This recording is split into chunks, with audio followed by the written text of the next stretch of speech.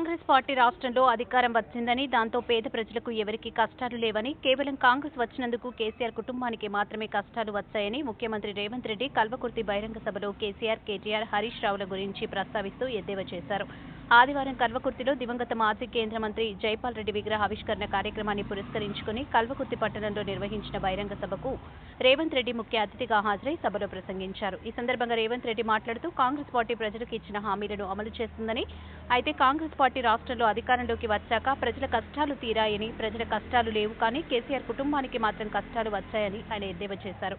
Congress party శ్రేణులకు ఈ వేదిక నుండి ఓ పిలుపునిస్తున్నామని, సర్పంచ్ ఎన్నికలకు సిద్ధం కావాలని ఈ సందర్భంగా ఆయన పిలుపునిచ్చారు. మా ఎన్నికలు అయిపోయాయని, రాబోయే ఎన్నికలు సర్పంచ్, జెడ్పీటీసీ, ఎంపీటీసీ ఎన్నికలు పదవుల్లో కేవలం కార్యకర్తలకు మాత్రమే ఉంటారని, అందుకు మేమంతా కలిసి కార్యకర్తలను సర్పంచ్లుగా, ఎంపీటీసీలుగా, జెడ్పీటీసీలుగా చేసుకునే బాధ్యత మాపై ఉందని ఈ సందర్భంగా ముఖ్యమంత్రి రేవంత్ రెడ్డి తెలిపారు. కేసీఆర్ కుటుంబానికి వచ్చిన కష్టాలను బావ బామ్మర్దులు ఇద్దరూ కలిసి తప్పుదోవ పట్టించేందుకు అసెంబ్లీలో తప్పుడు మాటలు మాట్లాడారని ముఖ్యమంత్రి రేవంత్ రెడ్డి అన్నారు. కాంగ్రెస్ వచ్చింది, ఇవాళ పేదలకు కష్టాలు వచ్చాయి. నేను చెప్పదలుచుకున్నా, పేదలకు ఎవరికి కష్టాలు రాలే, మీ కుటుంబానికి కష్టాలు వచ్చినాయి. ఆ కష్టాలను కప్పిపుచ్చుకోవడానికి పేదల మీద నిండే ప్రయత్నం చేస్తున్నాడు. మన అసెంబ్లీలో మాట్లాడుతూ నేను కొన్ని ప్రశ్నలని ప్రతిపక్ష నాయకుడు రావాలి అని సూచన చేస్తే కేటీఆర్ అన్నాడు, ఆయన రాడు, మేమే వస్తాం, బావా బామాటలు మేము సమాధానం చెప్తామని. టీవీలో చూసినట్టున్నాడు. 24 తారీఖు నాడు కేసీఆర్ మాట్లాడింది. 25 తారీఖు నాడు పొద్దున్నే 12 గంటలకు అసెంబ్లీ ఉంటే 11:30కి వచ్చి కూర్చున్నాడు కేసీఆర్. వీడు తిక్కలోడు అసలే తిరణాలకు వచ్చి ఎక్కడానికి దిగడానికి సరిపోయిందన్నట్ల వీడు ఏం చేసి వస్తాడో, వీడికి చేతికి ఇస్తే ఇది ఎక్కడ పోతాడో వచ్చి పొద్దున్నే అసెంబ్లీలో కూర్చున్నాడు. అంటే కొడుకేమో రాడంటాడు, తండ్రి ఏమో పొద్దున్నే వచ్చి కూర్చుంటాడు. అంటే ఇవాళ వాళ్ళ మధ్యలో సమన్వయం లేదు. అధికారం కోల్పోయిన బాధ పుట్టొచ్చినట్టు కనిపిస్తుంది.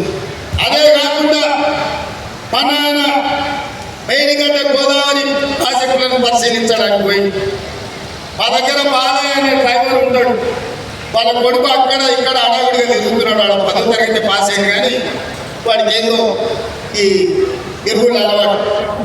ఊరికే టీవీ చూస్తున్నాడు. కేటీఆర్ ఉన్నాడా సార్ అంటున్నాడు. ఎందుకురా అంటే సార్ కేటీఆర్ గారికి సెల్ఫీలు దిగుడు, సెల్ఫీ డబ్బా కొట్టుకున్నాడు అలవాటు. అసెంబ్లీలో నోట్సాడతాడు. ఆడ మేడిగడ్డ గోదావరి జిల్లాలో కాలు జారిందనుకో అన్నబడి కొట్టకపోతే లేకపోని పని అవుతుంది అన్నాడు. మరి ఏం చేయాలంటే ఇది కూడా కష్టమే సార్. ఆయన నీళ్ళలో కొట్టకపోతే నా కుటుంబానికి విషాదం, బయటికి తీస్తేనేమో ఇది రాష్ట్రం మొత్తానికి విషాదం అవుతుంది. ఎందుకంటే తెలంగాణని తెగనమ్ముకుంటారు వాళ్ళ కుటుంబం అని. అందుకే ఈరోజు ఈ తెలంగాణ రాష్ట్రంలో ప్రజలని వంచినందుకు 2023లో ప్రభుత్వానికి రాకుండా ఓడగొట్టింది. బుద్ధి మారక, అహంకారం తగ్గక అల్ప మాటలు మాట్లాడుతుంటే పార్లమెంటులో గుండు సున్నా ఇచ్చింది టీఆర్ఎస్. ఇప్పటి కూడా వాళ్ళ బుద్ధి మారలే. ప్రభుత్వం చేస్తున్న సంక్షేమ కార్యక్రమాలకు, ప్రభుత్వం తీసుకుంటున్న నిర్ణయాలకు సంపూర్ణంగా సహకరించి ప్రతిపక్ష పాత్ర పోషించి ఈ ప్రభుత్వానికి సూచనలు ఇస్తే కనీసం పంచాయతీ ఎన్నికల్లో ఏమైనా వస్తుంది. కానీ ఇప్పుడు పంచాయతీ ఎన్నికలలో కూడా వాళ్ళకు వచ్చే అవకాశం లేదు. ఇక్కడున్న వేదిక మీద ఉన్న మా నాయకులకు నేను ఒక మాట చెప్పదలుచుకున్నా.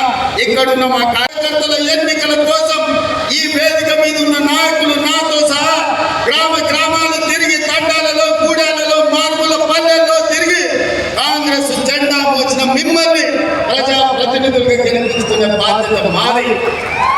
నాయకుల ఎన్నికలు అయిపోతే నాయకులను, కార్యకర్తలను మర్చిపోతారు. కానీ నేను నాయకుడిని కాదు, కార్యకర్తల కోసం కష్టపడే వాళ్ళని, కార్యకర్తలను ప్రజాప్రతినిధులుగా గెలిపించి సంక్షేమంలో, అభివృద్ధిలో కార్యకర్తలను భాగస్వామ్యం చేసినప్పుడే కాంగ్రెస్ పార్టీ బలంగా ఉంటుందని నేను విశ్వసిస్తున్నాను.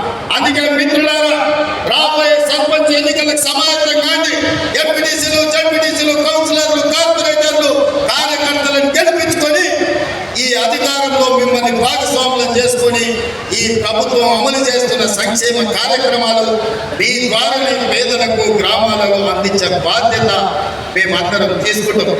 అందుకే మిత్రులారా, కల్వకుర్తి ప్రాంత అభివృద్ధి కోసం ఈరోజు మీ ఎమ్మెల్యే నారాయణ రెడ్డి గారు ఏర్పాటు చేసిన ఈ సభకు మీరందరూ వచ్చేసి కల్వకుర్తి అభివృద్ధిలో భాగస్వాములై